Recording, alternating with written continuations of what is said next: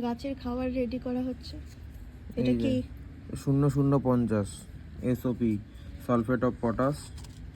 এটা চন্দ্রমল্লিকাকে দেবো মোটামুটি পার গাছ 2 গ্রাম করে। আমার 9টা গাছ আছে, তাই মোটামুটি 18 গ্রাম মতন খাবার লাগবে আমার।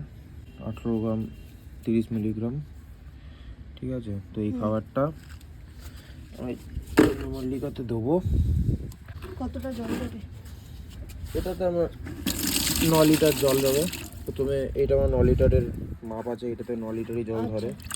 তো প্রথমে এটাকে তুমি প্রত্যেকটা গাছে 1 লিটার করে? হ্যাঁ, এটাকে একটু 1 লিটার ভালো করে জলে মিশিয়ে নেবো। এটা ওয়াটার সলিউবল আছে, ইজিলি মিশে যাবে। এই যে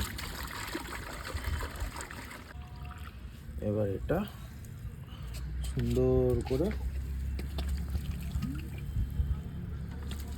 গাছের চারিদিকে দিয়ে দিতে হবে। এটা ঠিক কোন সময় দিতে হয়? এটা এই যখন আস্তে আস্তে বার্ডস গুলো চলে এসছে, এই যে আচ্ছা, এই যে বার্ড ফিডিং হচ্ছে, এখন তো পটাশিয়াম দিতেই হবে। এখন তো গাছের মেন খাবারই পটাশিয়াম।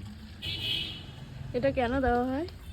এতে গাছের এই বার্ডিং পিরিয়ডে গাছে দরকার পটাশ, সেই পটাশের খাবারটা পূরণ করার জন্য দেওয়া 0050। মানে কুড়ি এসে গেলে তারপরেই এই খাবারটা দিতে হবে, তাই তো? হ্যাঁ।